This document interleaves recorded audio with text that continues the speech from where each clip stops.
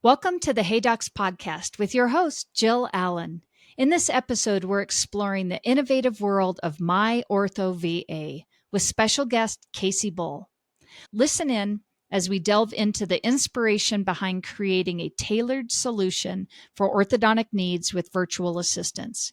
We will be talking about the rigorous training their VAs undergo and the remarkable impact on both in-office efficiency and patient care. Let's get started. By now, we all know I talk to a lot of doctors and give advice to practices in every stage of their life cycle. And one question my docs ask all the time is, who do you recommend for marketing to attract more new patients from the internet? My answer? Easy. I have been recommending Mary Kay Miller and her team at Kaleidoscope for the better part of a decade. Why? They are thorough, professional, and transparent. Kaleidoscope Digital Marketing is who you want to talk to because they understand how to market in the orthodontic world and they offer tools that are affordable and easy to use.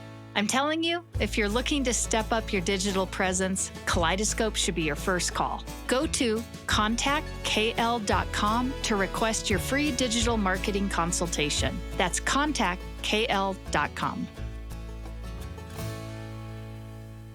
Casey, I am so excited to have you on Hey Docs with me. And in the event that somebody doesn't know who you are or doesn't know about MyOrthoVA, do you mind just talking to us about the company and yourself and your role in the organization?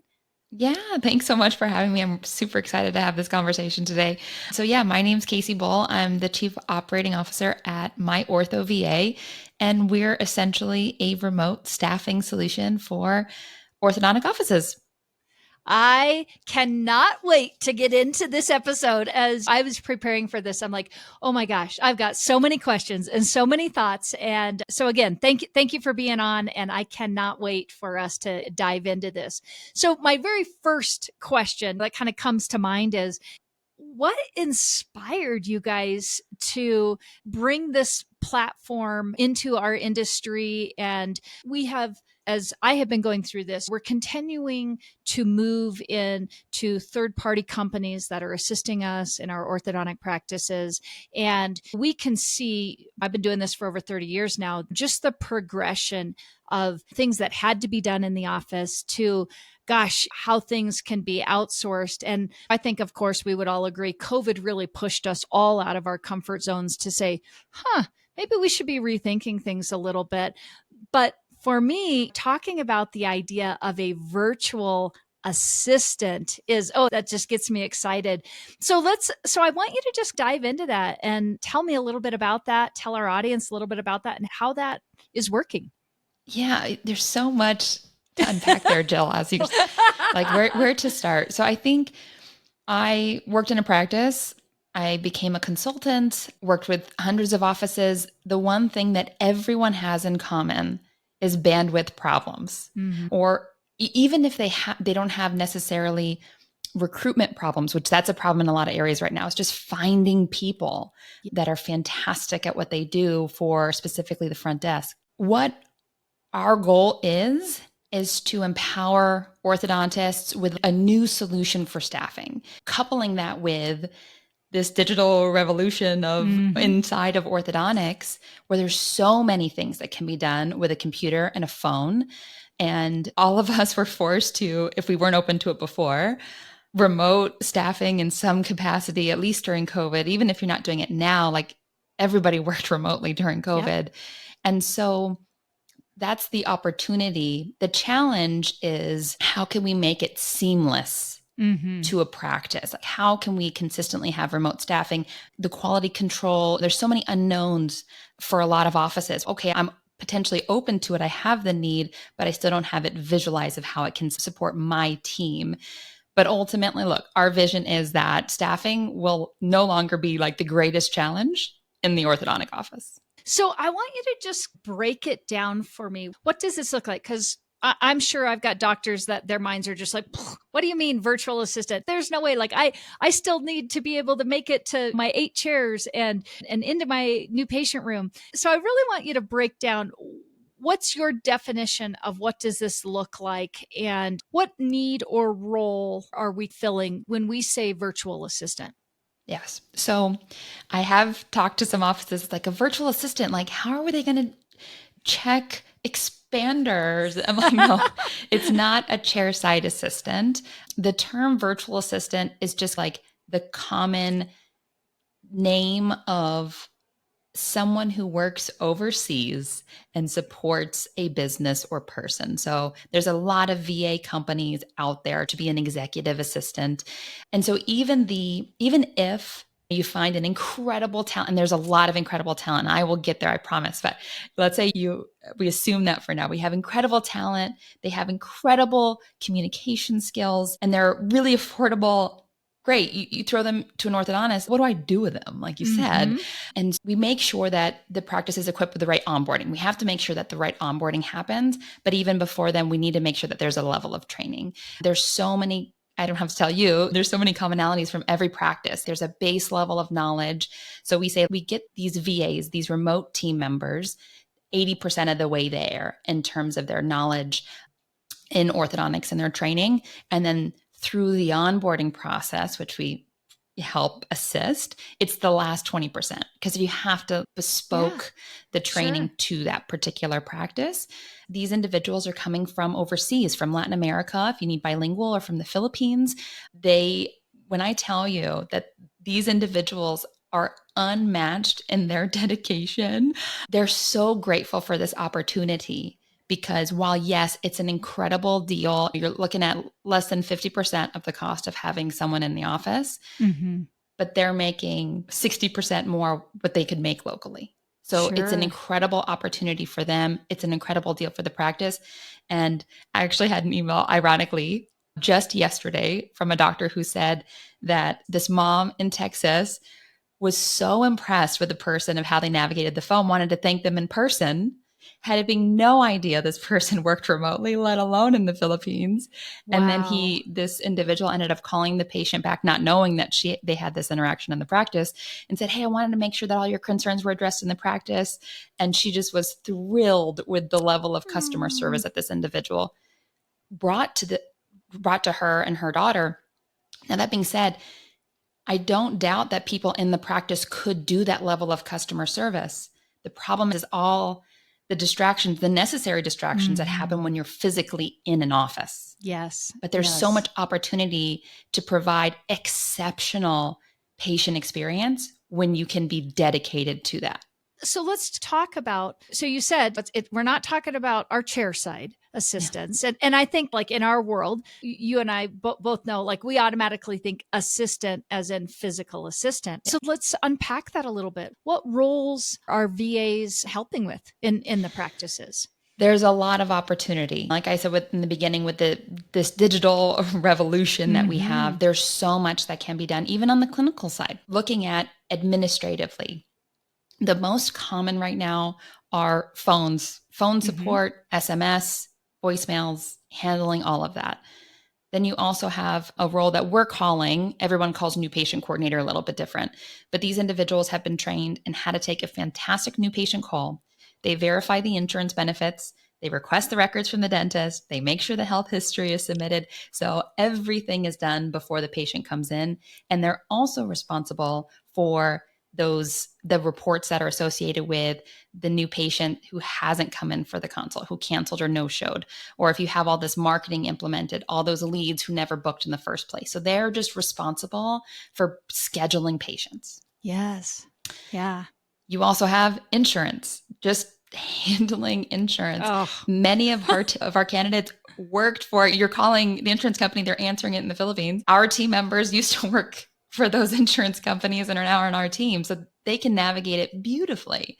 And then you have like a TC assistant helping make sure that follow-ups are kept up with, whether they're ghostwriting emails to take that off of the plate of the TC, or maybe they're just responsible for long-term pending, or maybe growth guidance, maybe extraction referral letters.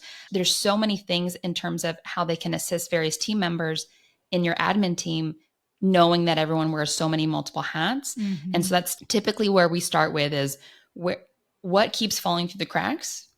Yes. And what would your team, instead of feeling threatened that there's this remote team member who can work, wait, I want to work remotely, and why can't I work remotely and they can, kind of thing. But if I could take this off your plate, how would your job satisfaction increase? I think about that in this business principle of the 80-20, how much of our business is spent on the 80% of the work that keeps us from the 20% that really matters.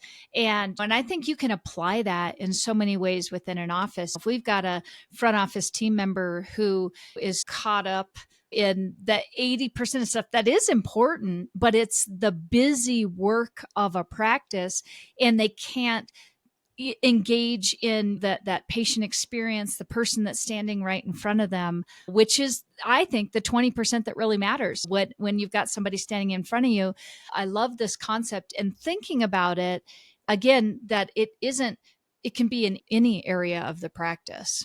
Yep, we have virtual assistants helping with extracting records from CBCT, digitally removing brackets to prepare for retainers, submitting Invisalign prescriptions. We have one who works on the weekend and they pull the inserts or the delivery appointments for the next week. And whatever appliances haven't been checked in on Monday morning, the clinical lead has that list in her inbox. It's done. Someone else is running it for them. So there's so much opportunity. And I think you hit the nail on the head of, you need that patient interaction. That's what you can't automate. That's what you can't outsource. So let's empower the team to be committed to that, and anything that takes them away from that, let's see how we can bring it outside. Yeah. Oh, I love this. I love this concept. And I really believe that our orthodontic offices of the future are really going to be lean, mean machines. Gone are the days of, in my opinion, these practices that have 20, 30 employees and just, too many bodies in the practice. I think the office of the future is going to have key employees there to deliver exceptional patient experience. And then I do believe we're going to be outsourcing some of these other roles so that they can be the best TC that they can be, or the best front office coordinator that they can be, or whatever that's going to look like, the best assistant that they can be. So I'm curious, as the company, MyOrthoVA, was pulling all of this together, how did you go about equipping your team members? Now, I know you talked about it a little bit, but especially knowing that a lot of the team members or all of the team members are not in the States, getting them the tools that they need and the qualifications that they need. Hey docs, let's talk about consumer experience for a minute, specifically the kind of experience where you purchase an item or a service that you've been excited about only to be let down or disappointed by the actual product or experience. Not a good way to start a relationship. That's why relationships are so highly valued at GC Orthodontics, because they are truly dedicated to the orthodontic specialty. GC Orthodontics is a leading provider of TOMI orthodontic appliances, quality products that have serviced the orthodontic community for well over 50 years. They are focused on providing total solutions that include both digital and analog orthodontic treatment modalities, like brackets, indirect bonding, and clear aligners. It's time to build a long-term relationship with a company that is dedicated to delivering total solutions to your practice. Visit GC Orthodontics at www.gcamerica.com/Jill Allen and see why countless leading clinics have made the switch. Hey docs, let's talk about Smile Suite, because it's not just another scheduling system. It's a game changer in the world of new patient management. And as a proud Smile Suite partner, I've witnessed the incredible impact it has on practices of all sizes. Smile Suite means your new patient calls and web leads are expertly handled 7 days a week, even during nights and weekends. And they offer top-notch customizable presentation software and seamless post-consultation follow-up. It's like having a secret weapon for your practice's success. Curious? Dive into the revolution at getsmilesuite.com. And don't forget to mention Hey Docs to unlock some extra goodies. Elevate your practice with Smile Suite, because every smile deserves a suite of excellence. We have an incredible recruitment engine. So it all starts with how do we find these individuals? Mm-hmm. We have lots of applicants. We had 1,200 applicants last month. We have lots of applicants. Wow. These individuals, like I said, are coming from insurance companies. They're RNs, they're doctors, they're dentists. So we're able to take all of these candidates, find the right ones with the right qualifications, with the right mindset, the right communication skills, and train them. Now, our training is fantastic, and sometimes our recruitment we don't get it perfect, but that's okay because not everyone graduates our training, right? So once they've gotten through our training and they graduate our training, essentially, and I guess what does that look like? For us, we see getting them to that 80% so that the practice can wrap it up with the bespokeness of that last 20%. So we're looking at what's the orthodontic process? What's the workflow? So contextualize, it's not just a tick box exercise. They understand the flow of a patient and the flow in a practice. They understand, we've exposed them to every single type of orthodontic appliance so that if they hear a name like Herbst, they're like, oh, I remember what that is. Or if they hear a name, Kale Owens or Lightforce, like they know that those are bracket systems. So they're exposed to every single orthodontic appliance. They know how to read a treatment card. They know how to take a fantastic new patient call, because in addition to their written, they have to take the oral exam, which is a new patient call. And lastly, they have to understand the importance of sales and marketing in orthodontics, because they need to know that we are reliant on referrals. So patient experience comes before any administrative hurdle. And so that we make sure that they have all of that training and expectations going into it. We also train them that most orthodontists don't know what to do with you. So we prep them with guides for what questions to ask, and they have to be experts in being a VA in ways that the office won't be able to guide them. Yeah. And I can imagine, again, coming from the office side of it, this is completely new territory. Yeah.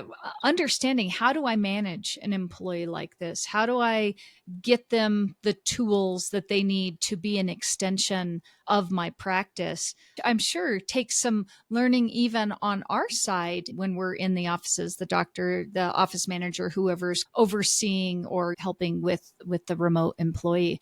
So I'm curious if you can just talk. I know you told a little story about this, but how, as you guys have been coming in and coming alongside practices, what have you been seeing as far as improvement in patient care and maybe some feedbacks that you've been hearing about how this is helping their workflows? There are some unintended consequences that are beautiful that we did not necessarily anticipate.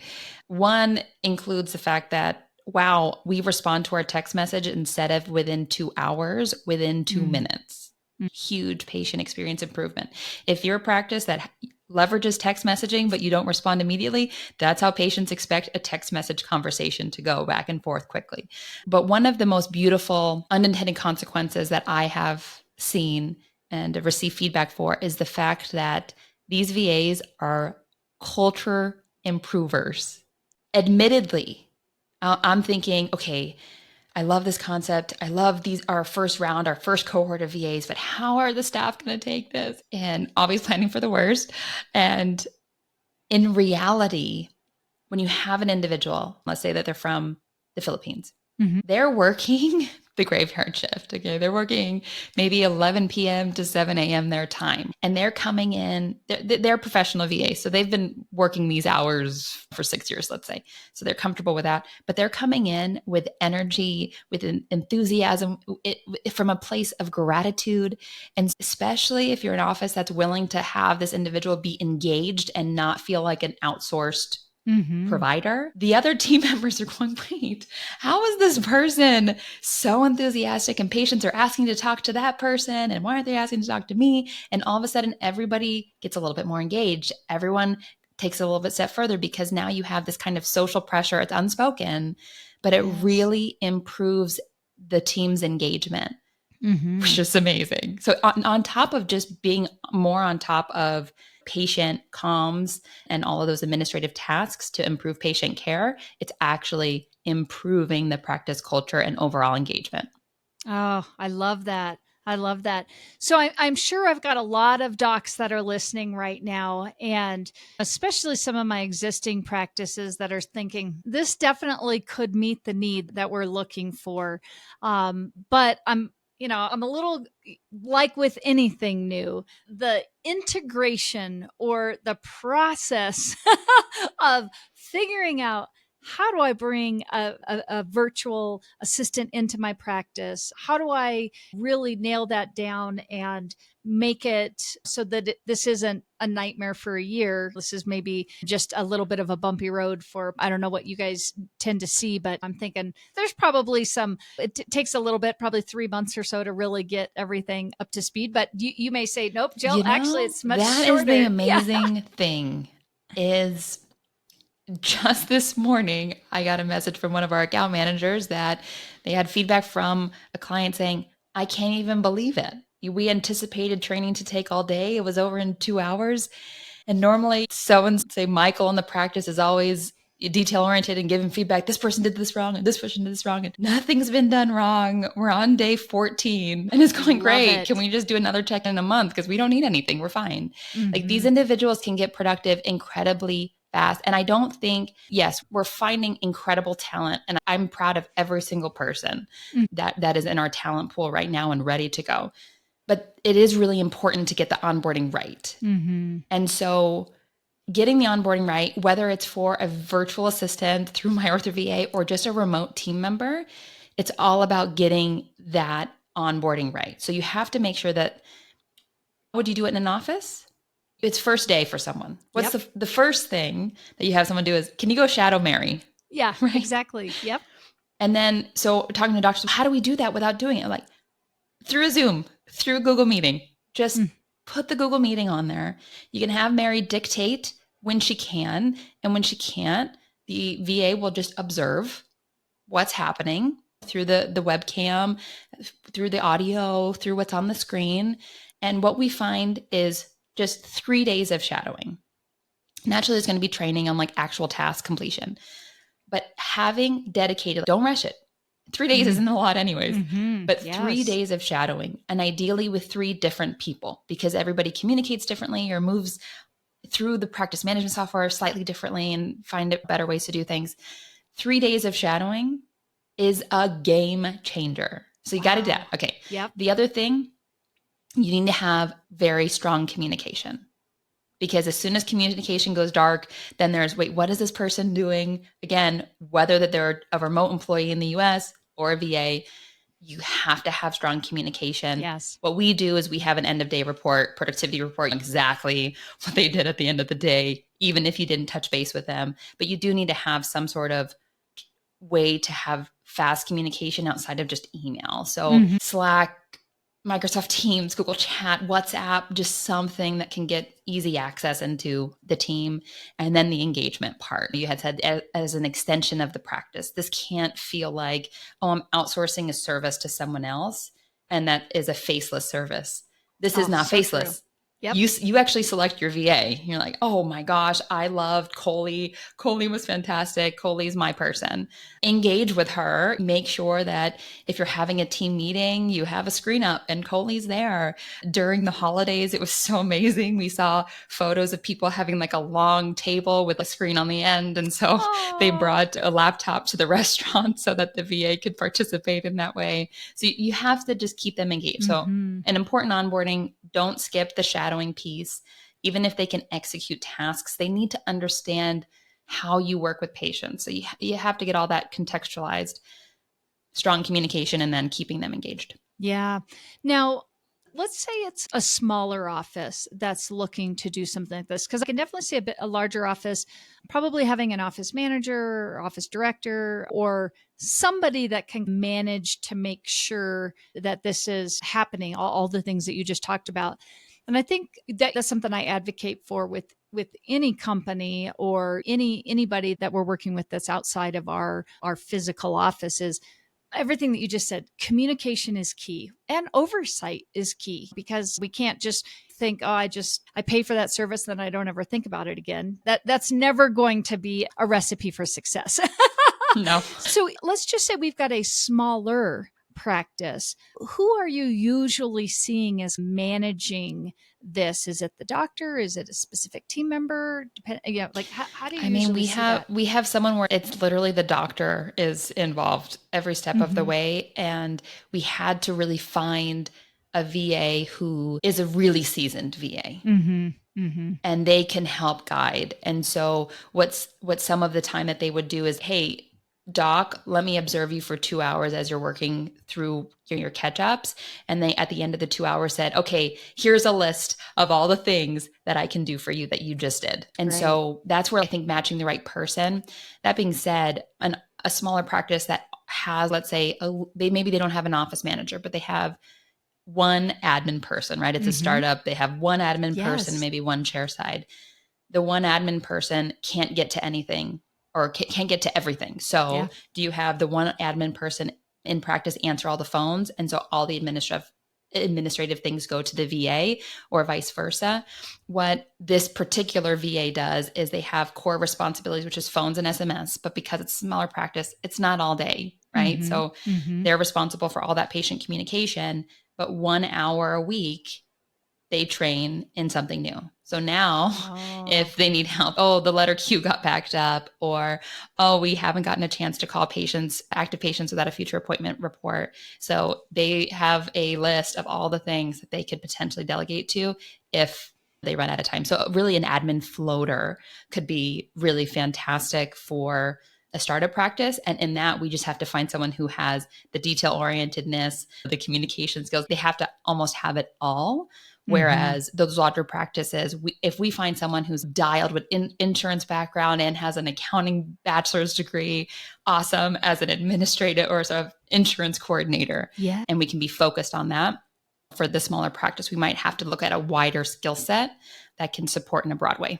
Yeah. And I just really appreciate that you brought up the startups, because I work with a lot of startup practices and doctors who are doing acquisitions. And my brain is just, oh, this is so good, because that is a lot of times our struggles with our startups is we may hire that first employee. And I would say 50% of the time, their first hire doesn't even make it the first 6 months.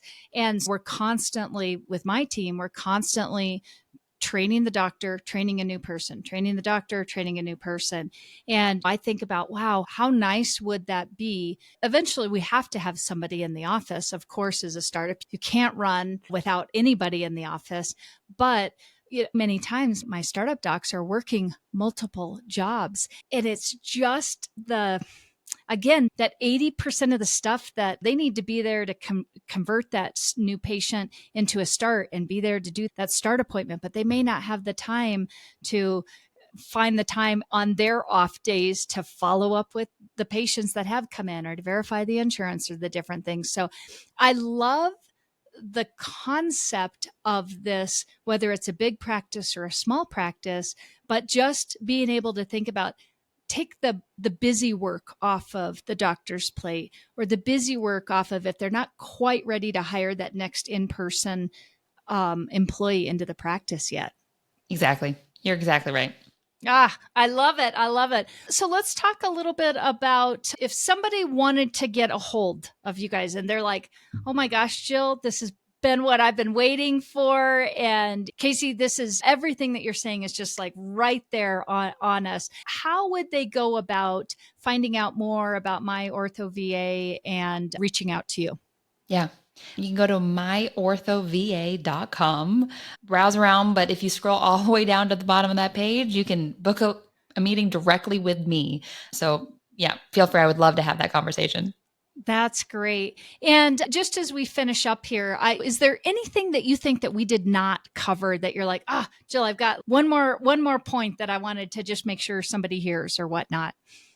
Yeah, I think it's the part about, if I do this, what's going to happen? And there's virtually no risk. This is incredibly affordable. There's Mhm. no commitment. You could say, Casey, it's not working out the way I thought it was after day 2 and it's over. There's no risk and there's only opportunity. This is a major opportunity. Yeah. Yeah. So I would say I encourage you to give it a try.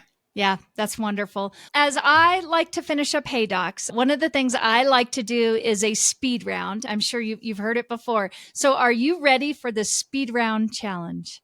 I am. Let's do it. All right, here we go. Describe your style in one word. Playful. Oh, I like that one. All right, what are you listening to or watching right now? I'm watching Shogun right now. It's a series on Hulu. It's fantastic. That's great. I'm always looking for new shows. So Shogun, I'll have to look that one up. What do you like to do just for you? Sauna. I do the sauna almost every day. Mm. Do you have one at home? I do. Oh, I you're got it for so Christmas. lucky. And I use it every single day. Oh, It's just quiet, nothing, just meditate for 20, 30 minutes. Fantastic. So good. So good. All right. And do you have a hidden talent you'd want to share with us? I used to be a professional dancer. Oh, that's awesome. All right. And then last one, what's your big, hairy, audacious goal, if you have one? It's a daily. I just want to do it all. I want to do it all every day. I want to make an impact for our clients, for our team. I want to be kick butt mom, devoted wife, supportive friend. And don't forget about my sauna time, right? Yeah. Don't forget about me. And take some time for me. That's Exactly. Great. That's great. Casey, it has been just an absolute pleasure having you on Hey Docs. And I am sure that you just piqued a lot of interest with a lot of docs. Everybody listening, definitely be sure and reach out. So thanks again for being on the show with us. Thank you so much, Jill. It was so much fun. See you next time.